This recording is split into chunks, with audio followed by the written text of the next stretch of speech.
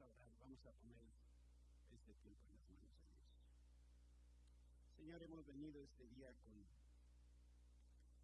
mucha expectación, mucha expectativa, Señor, de lo que tú quieres hacer en nuestra vida, de lo que tú nos quieres hablar hoy. Y en esa disposición abrimos nuestro corazón a ti, nuestros oídos, nuestros ojos, para que podamos entender la palabra que tú de tiempo estuviste cultivando para este día en particular. Yo te ruego, Señor, que como Espíritu Santo estés en medio de nosotros, paseándote, hablando a cada uno de nosotros de manera personal.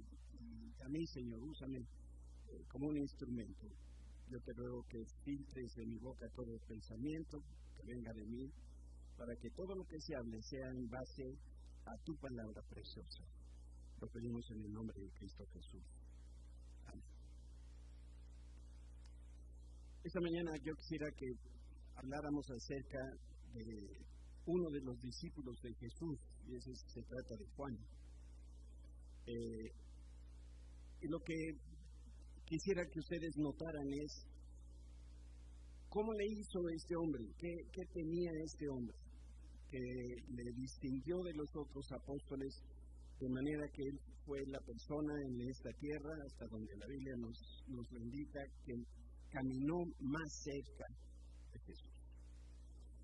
Pablo afirmaba que uno de los anhelos más grandes que él tenía en su corazón era poder conocer a Jesucristo, pero de una manera profunda. Y este es el pasaje con el cual nos vamos a introducir. Escribe Pablo a la iglesia de Filipo, les dice: así es, todo lo demás no vale nada cuando se le compara con el infinito valor de conocer a Cristo Jesús, mi Señor. Otras versiones hablan de conocer la excelencia del conocimiento de Cristo, o el incomparable valor de conocer a Cristo Jesús. Por amor a Él he desechado todo lo demás y lo considero basura a fin de ganar a Cristo y llegar a ser uno con Él. Ya no me apoyo en mi propia justicia por medio de obedecer la ley, más bien llego a ser justo por medio de la fe en Cristo, pues la forma en que Dios nos hace justos delante de Él se basa en la fe. Quiero conocer a Cristo y experimentar el gran poder que lo levantó de los muertos. Quiero sufrir con Él y participar de su muerte. Quería Pablo conocer a Jesucristo en todas las facetas de su ministerio, inclusive de su muerte. Yo no sé si alguno de nosotros tendría el valor de decirle: quiero conocerte hasta la muerte, quiero experimentar lo que tú experimentaste en la muerte. Sin embargo, ese era el deseo que había en el corazón de Pablo. Yo cuando leo la Escritura y me preparo para poder compartir algunos pensamientos, me gusta imaginar la escena.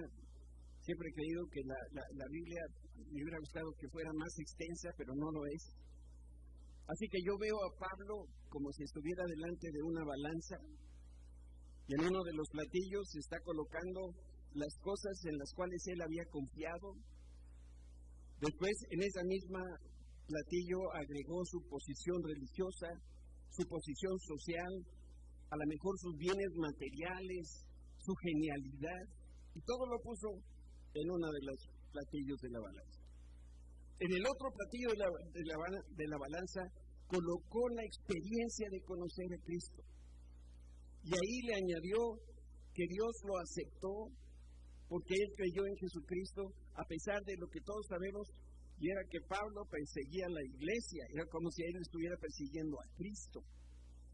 Y después vio ese segundo platillo y vio que pesaba tanto que hacía que el primer platillo no se moviera. Y entonces se dio cuenta de que Pablo había perdido todo para ganar la oportunidad de conocer a Cristo. Ese era el deseo, ese era el celo que había en su corazón. Y por amor a Dios y por conocer a Jesús, Pablo dejó todo. Me refiero a su lugar en el judaísmo, que ocupaba uno de los lugares más altos. la silla en la cual se sentaba entre los fariseos y muy seguramente también su familia y sus finanzas. Porque una vez que la gente se identificaba con Jesús, pues naturalmente era rechazada por los demás. Ese mismo pensamiento ha estado presente en muchos de los grandes hombres y de las grandes mujeres de todos los tiempos. Y quiero leerte el punto de vista de un autor cristiano muy querido, un maestro admirado, y él se apellida Tozer. Y él dice lo siguiente: Dios no está satisfecho hasta que exista una relación informal y relajada entre Él y los suyos. Su deseo es que tengamos una relación tan apacible, completa, que no se necesite estimular con actividades ni con artificios espirituales. Y agregaba: y un verdadero amigo de Dios puede estar en su presencia y en silencio durante largos periodos de tiempo. Lo puede hacer porque la persona confía en Dios y ni siquiera necesita una palabra de afirmación. Confieso que la parte que me llama más la atención de las palabras de este maestro Tozer era que él decía: yo quisiera tener el conocimiento de Dios, aunque no tuviera esas experiencias hermosas que son las que a veces nos ayudan a fortalecer nuestra fe. Dice: así es como yo estoy dispuesto. ¿Saben? Comento esto porque Adán estuvo muy cerca de Dios. Él caminaba con él ahí en el huerto del Edén. Sin embargo, la relación de Juan con Jesús no tiene paralelo en la Biblia. Desde que Juan conoció al Señor, igual que le pasó a Pablo, dejó todo por ganar su amor y su confianza. Yo debo decir que en mis notas, cuando yo pongo ganar a Cristo, lo pongo entre comillas, porque no está diciendo, no es una negociación de compraventa, sino que Pablo se daba cuenta que tuvo la oportunidad de ganar el afecto de Jesús. No porque nosotros lo vamos a hacer, no porque vamos a poder ganar. Díganme, ¿qué le podríamos ofrecer a Jesús que fuera de suficiente valor como para que Él nos estimara como sus amigos? ¿Tienes algo que le puedes ofrecer? Ninguno. Pero sí había algo en el corazón de Pablo, algo en el corazón de Juan, que sí logró algo que a lo mejor muchos de nosotros añoramos, y es poder tener ese conocimiento y esa cercanía. Siguiendo las narraciones de los evangelios, nosotros podemos darnos cuenta que Juan estaba más atento a las palabras y a los pensamientos de Jesús que los otros dos. Y no es por criticar a los demás. Juan tenía esa firme determinación de estar y permanecer cerca del Señor. Yo encuentro que esta condición del corazón, este deseo, no está presente en todos nosotros. Yo diría casi en nuestra generación la gente ya no sabe estar con otra persona. No sé si a ustedes les pasa, pero cuando vamos de visita a otra casa es porque nos invitaron a un café con galletas o nos invitaron a comer, pero voy a llegar a casa de alguno y voy nada más: ¿a qué viniste? No, pues aquí estar contigo. ¿Se dan cuenta?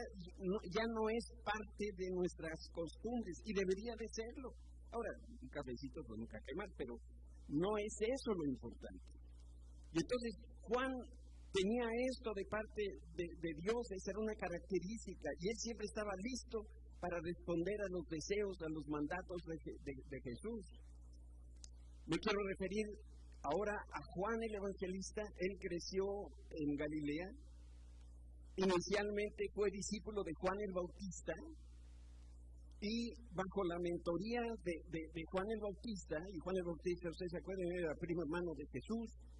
Lo que sucedió con Juan, no sucedió con Juan, sí sucedió con Juan, es que aprendió a ser celoso de sus convicciones. Yo quiero salvar la palabra celo, porque yo creo que nuestro vocabulario, no sé si nosotros la entendemos o la tenemos. Este era algo que hacía que las cosas fueran muy diferentes. Esta era una convicción profunda. tan profunda que estaba dispuesto a pelear si fuera necesario para que esa convicción no se echara a perder. De todos los discípulos, Juan era el más cercano, el que vivía más íntimamente del lado del Señor. Él se sentó junto a Jesús en la última cena.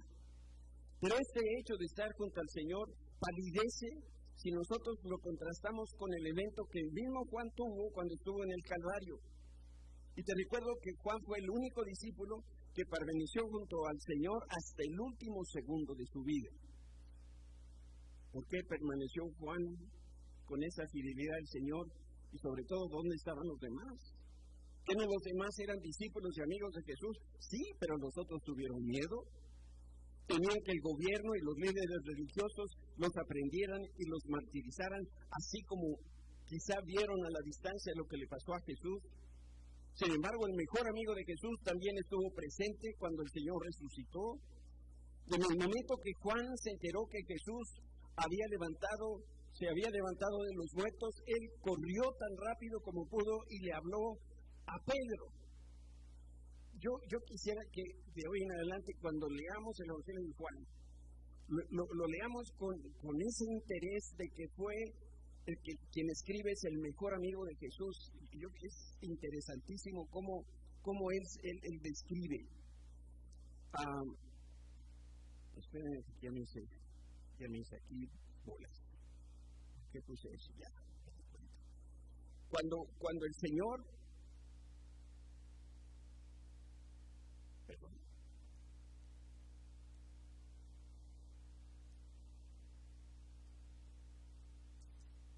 Okay. Dice la Escritura, María Magdalena corrió y se postró con Simón Pedro y con Juan. Dice, el otro discípulo a quien Jesús amaba. ¿Quién está escribiendo esto? Juan. Fíjese la modestia, ¿no? En primer lugar, corrió y se encontró con Simón Pedro, hablando como si fuera otra persona, y el otro discípulo a quien Jesús amaba. Y les dijo, sacaron de la tumba el cuerpo del Señor y no sabemos dónde lo pusieron. Pedro y el otro discípulo, ¿quién es el otro discípulo? Juan. Se dirigieron a la tumba y ambos iban corriendo, pero el otro discípulo, Juan, corrió más aprisa que Pedro y llegó primero a la tumba. Aún en la narrativa de Juan se deja ver esa cercanía que tenía con el Señor. Ahora, ¿qué se necesita para estar cerca de Jesús? Déjame decírtelo en esta palabra. Lo que se necesita es lo que Juan tenía. Para poder ser como Juan necesitamos ser como Juan. Y lo que él tenía era una cualidad vital, algo único que tenía este hombre. Y la diferencia entre creyentes está en la receptividad, en la sensibilidad espiritual que tenía Juan. Él poseía esta cualidad vital que hace que lo simple de un hombre de Dios se convierta en un amigo de Dios. Eso que tenía Juan se le llama, ¿cómo se le llama? Sensibilidad. Se le llama recepción o estar receptivos. Y esto es algo que solamente genera el Espíritu Santo. Por lo tanto, la diferencia que había en Juan con relación a los otros apóstoles, y cuando lo vemos en diferencia con otros cristianos, no está en Dios, sino está en nosotros, en la forma como nosotros vemos y como nosotros respondemos al Señor. Yo quiero decirte algo que es importante. Hay algo en algunos que los hace estar abiertos y los hace estar receptivos a recibir los regalos del Señor. Pero solo unos pocos tienen la tremenda urgencia de estar ahí con el Señor. Muy pocos tienen una clara conciencia de Dios y de una responsabilidad de estar continuamente en la presencia del Señor Jesucristo. Y aquí yo considero que personas que tienen una disposición una disposición espiritual son diferentes del promedio de los más demás cristianos y tienen, yo le llamaría, una añoranza muy especial para las cosas del Señor. Y esto les da una determinación firme y una conquista que hace conquistar pues el corazón. ¿Sabes? Esa disposición a responder a los impulsos del Espíritu Santo es algo que se aprende. Es algo que con la práctica nosotros vamos a poder incluso dominar, se convierte en una facultad permanente. Déjame que te lo explique. Has de saber que yo soy experto en gorditas de chicharrón. Yo te puedo decir a la primera mordida quién las hizo. Cuando las hace Angie, que hace mucho, por cierto, que nos hace gorditas de chicharrón, pero en la primera mordida, yo te puedo decir, no es de Angie. Te puedo decir si es de Angie. ¿Sabes por qué? Porque las he probado, y las he vuelto a probar, y las he vuelto a probar. Y ahora yo puedo distinguir el sazón que tiene Angie para cocinar. Si nunca te ha invitado Angie a comer a su casa, pues ese es el problema tuyo. Pero finalmente tiene un sazón muy especial. Y algo decía una vez Sergio, de verdad las damas aquí en Oasis tienen una sazón soberbia. Pero nosotros que tenemos familiares que viven en el extranjero, créanlo que no todos los platillos mexicanos son de su agrado. Se necesita desarrollar esa habilidad, ¿no? Hasta para las salsas. Uno tiene que, como ensayar, ¿no? No es cualquier salsa, tiene que ser molcajeteada, tiene que ser de jitomate y tomate, muy poquito ajo, algo de cebolla, cocidita, y se sirve caliente. Si no, no es salsa. ¿Cómo aprendemos? Haciéndolo, comiéndolo. Y de lo que estamos hablando es de una facultad para poderle responder al Espíritu Santo. Por eso dice aquí en la Escritura, en este salmo, mi corazón ha oído decir, ven y conversa conmigo, y mi corazón responde, aquí vengo, Señor. En otra de las versiones está diciendo, Señor, yo reconozco tu rostro. ¿Cómo poder aprender? Pues solamente conociendo, estando en la presencia, teniendo este ejercicio continuo de estar con el Señor, la sensibilidad espiritual y esa receptividad de la que estamos aquí hablando, la afinidad a la voz de Dios y al impulso del Espíritu Santo es algo que se va desarrollando. Y entre las muchas virtudes que tenía Juan, él era un hombre de fe. Y la fe que tenía Juan lo impulsaba a pedir y a buscar más de Jesús. Porque una vez que has paladeado las delicias de estar en la presencia de Jesús, no te quieres separar y quieres más de Él. Y eso es lo que decía Juan. Este anhelo o esta hambre de Dios lo separaba del resto de sus discípulos. Y por supuesto también lo apartaba de las multitudes que seguían al Señor de lejos. Yo siempre he visto este plano de cercanía con el Señor Jesús en los siguientes términos. Piensa en un círculo concéntrico. En este primer círculo concéntrico de amigos de Jesús estaba Juan, Pedro y Jacobo y Santiago, su hermano. El siguiente círculo eran los 12. Y después eran 220 que estuvieron en el aposento alto. Y después de ahí nos vamos hasta los que había los 5,000 y los 8,000 y todos los demás miles que se le apuntaban al Señor cuando Él hablaba. Cuando Él estaba con los miles de personas, no había la misma cercanía que los que estaban más cerca de Él. Y el asunto es que tú y yo estamos sentados en algún círculo, y yo no sé cuál es el círculo. Pero si tú eres de los que se sientan hasta atrás, miren, volteen y están atrás.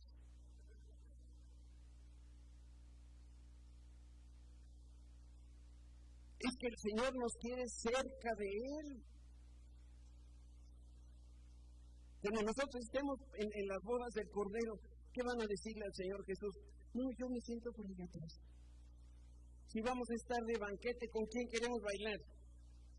Pues con Jesús. ¿Y dónde va a estar Jesús? ¿Atrás? No, Él va a estar enfrente. Pero esto es algo que había y se daba de forma natural en Juan y no se daba en los discípulos. Miren, Juan tenía la esperanza de poder vivir en plenitud. Y ese era el combustible que lo motivaba a correr esa carrera para alcanzar a Cristo. Pero mientras Juan corría, los demás apenas caminaban. Lo vimos en el pasaje que leímos. Juan corría de un lado a otro. Quería avisarles que Jesucristo había resucitado. Y los otros apóstoles, ¡ay, van! Y esos eran los amigos de Jesús. El amor que tenía Juan, eso que había en su corazón, le permitía tener los ojos abiertos para cuando Jesús estaba hablando con él, le permitía observar con detenimiento a Jesús y llegar al Padre a través del Hijo. Ven este pasaje de Juan 14:6. Jesús le contestó a Tomás y le dijo: yo soy el camino, la verdad y la vida. Nadie puede ir al Padre sino por medio de mí. Por el otro lado, Jesús era continuamente confrontado por sus opositores. Le hacían preguntas para que Jesús tropezara, y en una ocasión se le acercó un fariseo, un hombre muy importante, un experto de la ley, y este hombre lo que estaba pretendiendo era probar y confundir con engaños a Jesús, el Hijo de Dios. Vamos a leer este pasaje. Uno de los maestros de la ley religiosa estaba ahí escuchando el debate y se dio cuenta de que Jesús había contestado bien, y entonces le preguntó: de todos los mandamientos, ¿cuál es el más importante? Y Jesús le contestó: el mandamiento más importante es el siguiente: escucha, oh Israel, el Señor nuestro Dios es el único Señor. Aquí viene: ama al Señor tu Dios con todo tu corazón, con toda tu alma, con toda tu mente, con todas tus fuerzas. Y el segundo es igualmente importante: ama a tu prójimo como a ti mismo. Ningún otro mandamiento es más importante que estos dos. El amor. Este pasaje, este texto, esta instrucción, ¿será obsoleta? ¿Seguirá teniendo vigencia para nosotros? Por supuesto que sí. Miren, personas malintencionadas, como las que vemos en este texto, ellos habían tomado en su mano la ley y la habían complicado. Y Jesús, por el otro lado, tomó la ley y la simplificó para que hubiera una mejor comprensión y la gente la pudiera aplicar. Si tú has leído el Antiguo Testamento, te vas a dar cuenta de lo detallado que es el Señor en todas las cosas. Por ejemplo, en todo lo que tiene que ver con el sacerdocio, con todo lo que tiene que ver con el tabernáculo. Y Dios decía: y lo quiero que lo hagas de este material y de este tamaño, y da las medidas exactas en codos, bueno, no había metros, pero digamos todo lo que eran medidas de peso, en volumen, y daba la explicación y daba el plano general de cómo quería que se hicieran las cosas. ¿Alguna vez te has puesto a pensar por qué tanto detalle?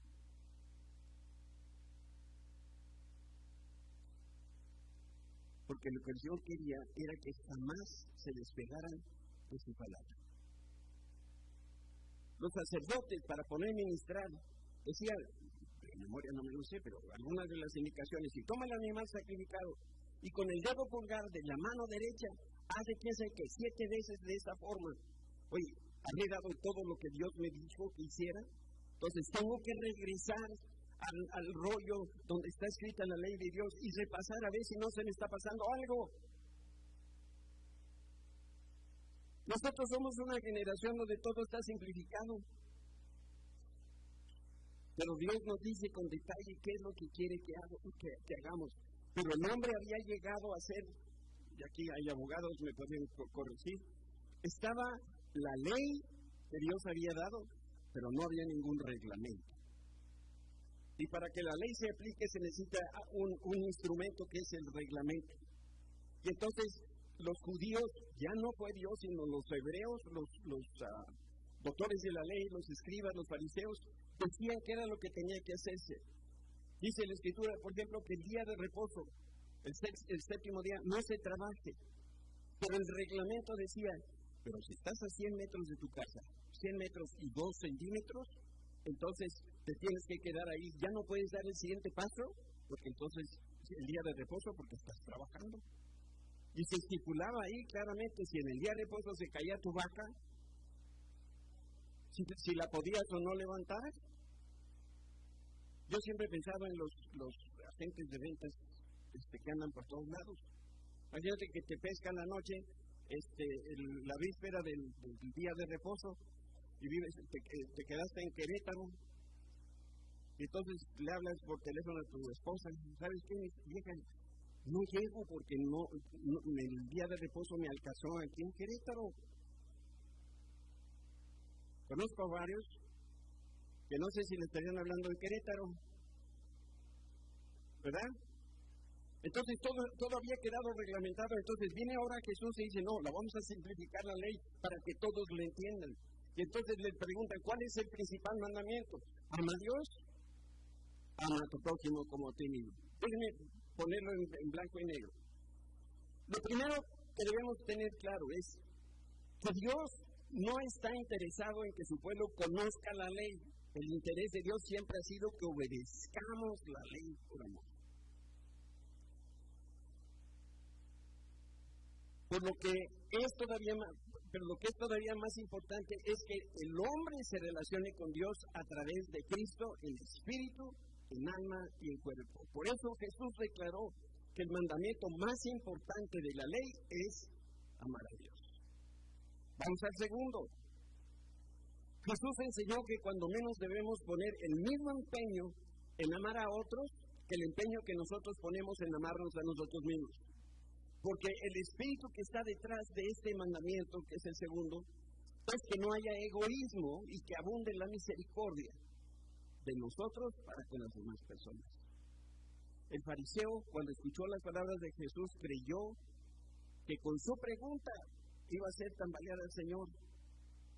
Sin embargo, mira, te quiero mostrar cómo es que el Señor dijo la verdad. Aquí están los 10 mandamientos. Fácilmente nosotros los podemos separar en dos partes. En la parte izquierda nosotros vemos el amor a Dios. Y por amor a Dios no tenemos otros dioses, no nos hacemos imágenes, no usamos el nombre del Señor en vano. Y la cuarta cosa es que guardamos el día porque este es el día santificado para el Señor. Por amor al vecino, ¿qué es lo que hacemos? Honramos a nuestros padres. No cometemos homicidio, no adulteramos, no robamos, no damos falsos testimonios y no codiciamos. Los 10 mandamientos quedan resumidos en 2. Jesús estaba acusando, con este ejemplo que les daba, estaba acusando a los fariseos. Y les decía, ciegos, guía de ciegos, cuelan el agua para no tragarse por accidente un mosquito, pero se tragan un camello. ¿Saben? Piensen que en aquel tiempo no había filtros como los que nosotros comemos. Entonces, seguramente era una tela con ¿cómo se le llama? Una trama muy cerrada. Y entonces, algunas de las cosas que estaban haciendo para su propia vida y cocinar y demás, la colaban. Y eran escrupulosos cuando la colaban. Y entonces decían, no vaya a ser que nos traguemos un mosquito. Ahora, el problema que había era que Jesús los criticaba porque seguían al pie de la letra la ley. Si sabían lo que tenían que hacer, pero perdían de vista el espíritu. ¿Por qué Dios decía que se hicieran tales cosas en la ley? Algunas veces me han preguntado, pastor, ¿por qué ya no nosotros hacemos sacrificios como en el Antiguo Testamento? Muy fácil, porque el sacrificio de Cristo es completo y no se necesita hacer ningún sacrificio más. ¿Por qué ya no celebramos la Pascua, ni la fiesta de las trompetas, ni la fiesta de las semanas? ¿Por qué ya no nos cortamos el pelo y la barba? ¿Por qué nos vestimos como nos vestimos? Porque gracias a Dios Jesucristo terminó la obra completa. No necesitamos seguir el Antiguo Testamento. No está opuesto al Nuevo Testamento. Es una sola Biblia, el Antiguo como el Nuevo Testamento. No podemos entender el Nuevo Testamento si no conocemos el Antiguo. Por eso nosotros sabemos, por ejemplo, que al día de hoy, como el Señor prohibió que se comiese la sangre, porque la sangre es vida, nosotros como hijos de Dios no debemos comer la sangre. La ley no ha perdido vigencia. Lo que pasa es que los expertos de la ley no podían ver lo que realmente tiene valor en la vida. Y en este caso, la relación de amor con Dios y la relación de amor con los semejantes es lo más importante. Por eso fue que Jesús dice las siguientes palabras: ¿qué aflicción les espera, maestros de la ley religiosa y fariseos? Y mire cómo les dice, hipócritas, pues se cuidan de dar el diezmo sobre el más mínimo ingreso de sus jardines de hierbas. ¿Saben qué? Imagínense, damas, que están ustedes hurgando las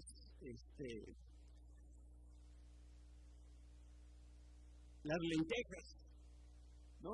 Y entonces, no sé cómo le hagan, pero yo como Susi me pone a hacerlo, que en una mano agarro un puñito y le soplo mientras lo estoy echando del otro lado para echar fuera, ¿verdad? Todo lo que quede, polvito y pajita y todo lo demás. Bueno, estos amigos no solamente limpiaban la lenteja, contaban lenteja por lenteja para poder diezmar.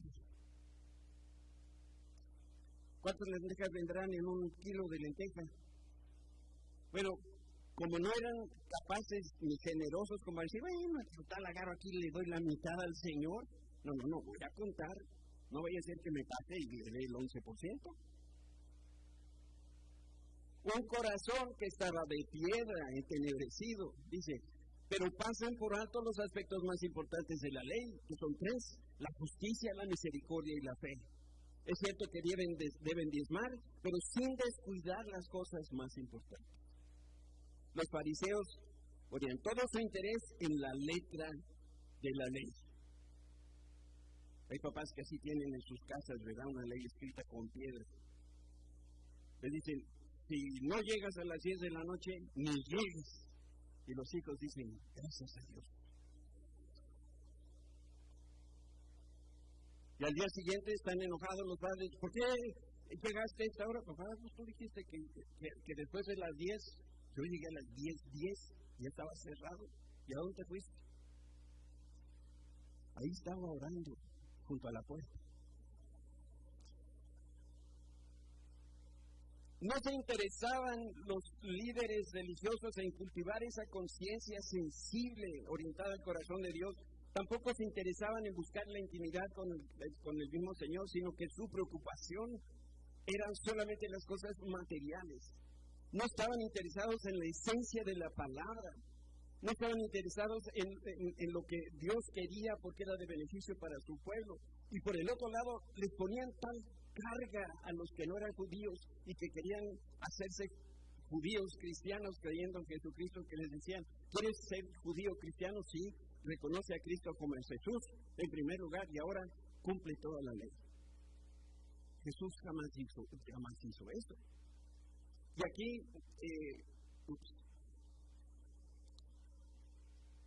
cuando nosotros hablamos de los fariseos, nos encanta criticarlos, pero pudiera ser que a lo mejor nosotros también seamos como ellos. Queremos que Dios se agrade de nosotros por las cosas que hacemos, y a lo mejor no nos damos cuenta que si vivimos íntimamente unidos a Cristo, no nos costaría ningún trabajo obedecer toda la ley. El amor a Dios, el amor a los demás, este fue el tema central de Jesús en sus predicaciones. Y se cumple el propósito de Dios para nosotros cuando obedecemos por amor y cuando caminamos cada vez más cerca de Jesús. Déjame dirigir los últimos minutos de esta reflexión en hablar de Jesús, de Juan, el discípulo que más amó a Jesús. Los evangelios nos muestran los diferentes niveles de intimidad que tenían las personas, como les señalaba en estos círculos concéntricos. Pero el punto de inicio en la relación fue cuando Jesús tomó la iniciativa y fue y escogió los 12 para ser sus amigos. Y les voy a leer de Marcos. Dice, y estableció a 12 para que estuviesen con él y para enviarlos a predicar y que tuviesen autoridad para sanar enfermedades y para echar fuera demonios. ¿Saben? Jesús invirtió su corazón en la vida de sus discípulos, invirtió sus enseñanzas. Él estuvo ahí con los que eran sus amigos. Yo te quiero decir una cosa y espero que me lo tomes a bien, porque es una crítica que espero sea sana. ¿Tú sabes por qué nuestra iglesia no puede crecer más rápido?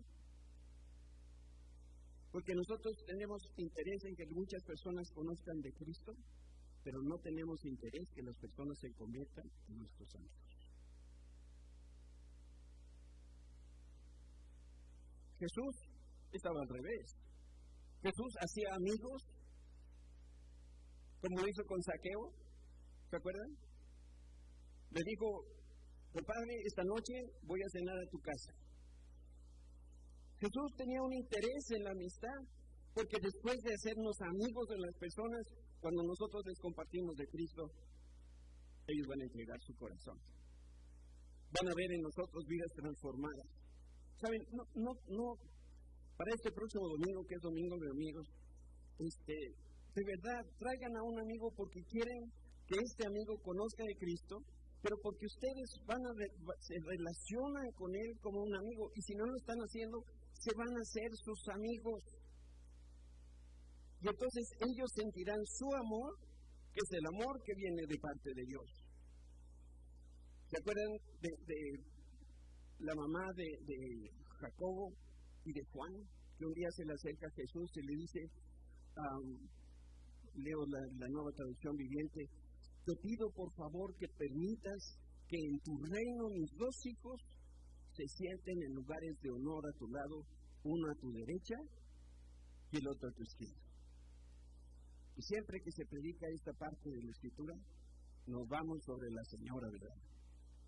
¡Qué barbaridad! ¿Cómo se le ocurrió? ¡Qué materialista! Pero ¿no sería que esta mujer quería que sus hijos estuvieran más cerca de Jesús? ¿Qué preferirían mamás y papás que están aquí? Que sus hijos terminen una carrera, que sean prósperos o que sean amigos de Jesús.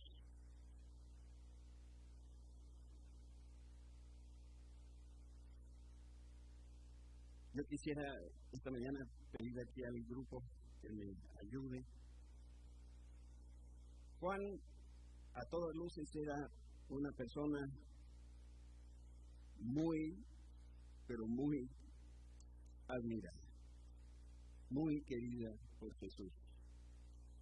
¿Y qué es lo que nosotros tenemos que hacer para amar como Jesús amó? Tenemos que amar a Dios y permitir que Dios nos ame. Esta realmente es la espina dorsal de la vida cristiana. No se entiende una vida cristiana sin una vida de amor.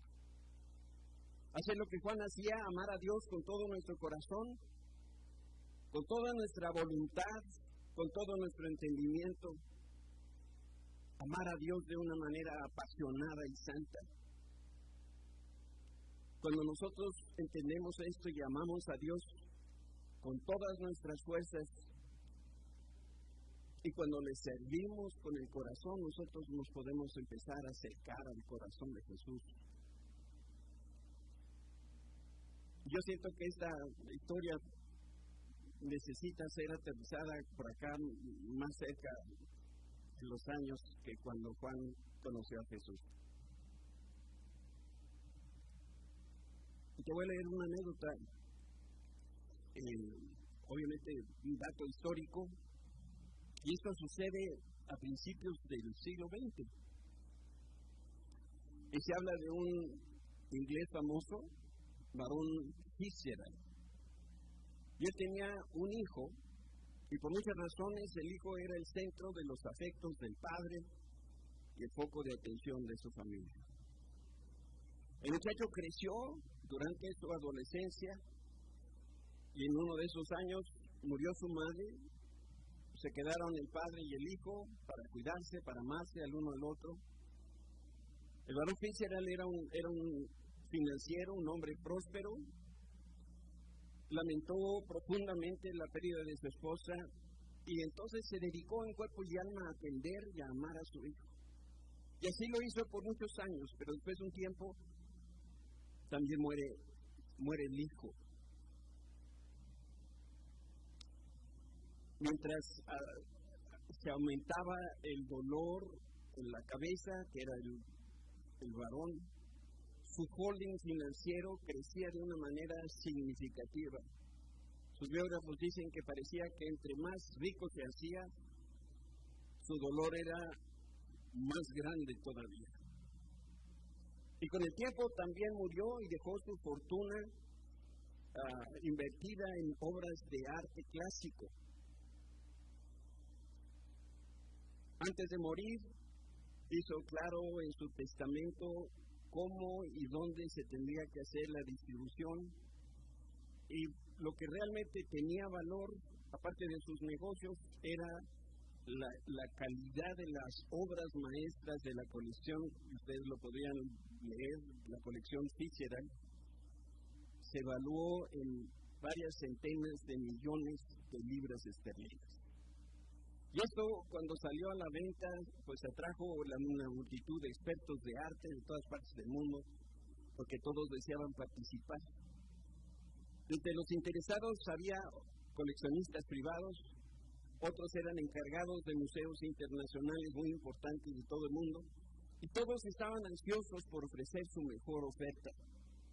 Antes de empezar la subasta, las obras quedaron a la exposición, a la vista de todos los futuros compradores, y se dieran cuenta de la calidad de las obras. Y entre las pinturas había una obra que no despertaba ningún interés. Era una obra de poca calidad realizada por un artista local totalmente desconocido. Ese cuadro se llamaba El retrato del hijo, el retrato del hijo del barón Fitzgerald.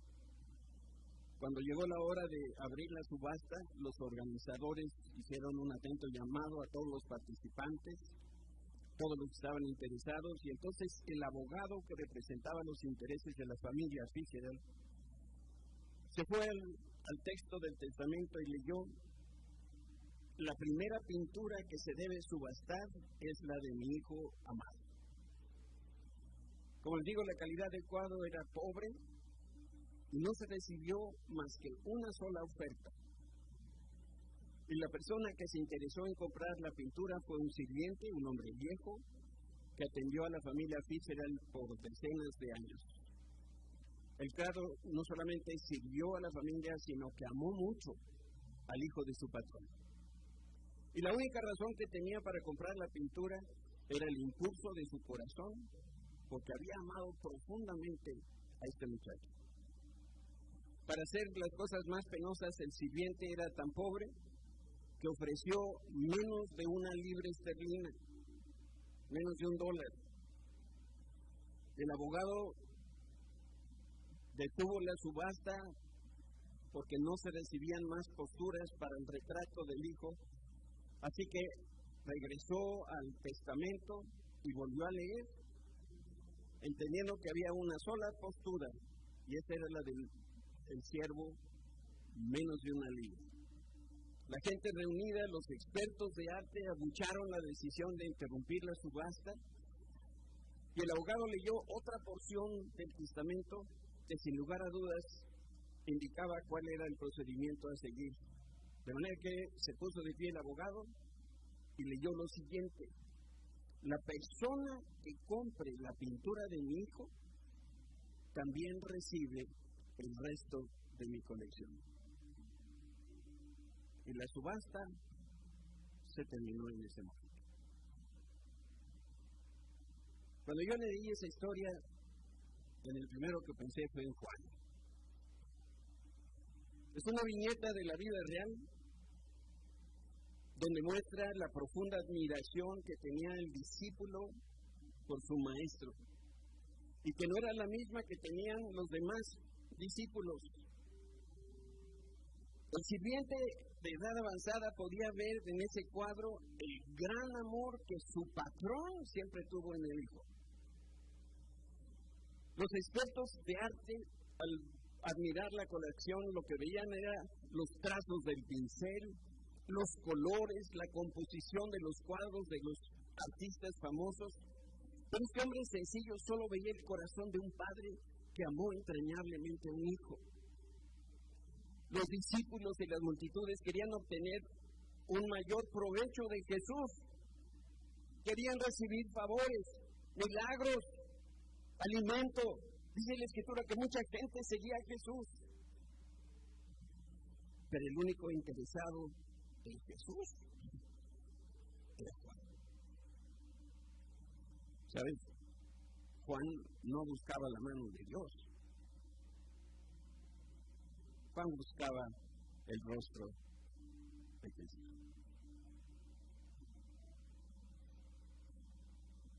Yo no sé si a ti te pasa, porque a mí sí me pasa, que empiezo a orar y una vez que invoco el nombre del Señor, sale mi lista de peticiones, pero sin automático. Realmente deseamos estar con Jesús.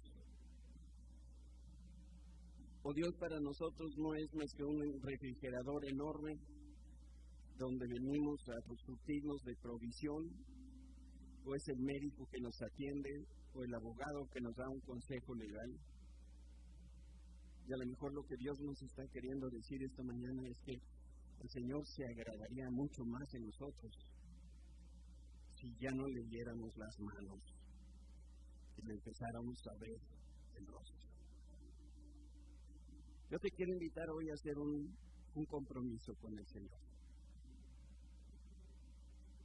Y decirle, Señor, de hoy en adelante, yo quiero estar contigo. Dios quiere que le pidamos, Dice la Escritura claramente, pídeme todo lo que quieras en el nombre de Jesús, y será hecho. Todos, hasta el más mínimo de nuestros deseos y necesidades, podemos llevarla en oración. Pero antes de llegar a esa porción donde nosotros pedimos, aprendamos a estar con Jesús ahí. ¿Está bien? ¿Quieres cerrar tus ojos para orar?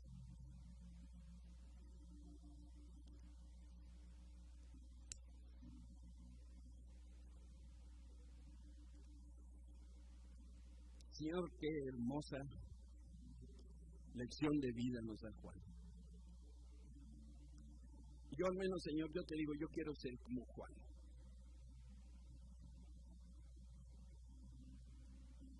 ¿Qué puede haber, Señor, más importante que tú? Gracias, Señor, porque tú provees y provees siempre en abundancia. Pero, Señor, yo quiero ser como ese discípulo y algún día que tú pudieras decir, Gómez, mi discípulo amado. Que lo que recordaras en la relación que hay entre tú y yo sea que realmente era un hombre que deseaba estar contigo. Que tengo una añoranza, Señor, por ti. Que mi mayor deseo es estar a tu mano. Padre, yo te ruego que tu Espíritu Santo en esta hora esté tocando nuestros corazones y nos muestre, Señor, el error en el que es fácil caer cuando ponemos nuestros ojos en nosotros primero, cuando solamente somos capaces de ver tus manos, pero no somos capaces de ver tu corazón. Poder ver tu rostro, Señor, para decirte lo mucho que te amamos. Padre, que esta palabra quede guardada, sembrada en nuestro corazón, y que podamos a partir de hoy ser personas amorosas a ti y amorosas a las personas que tenemos a un lado. ¿Te quieres poner de pie con nosotros y cantar?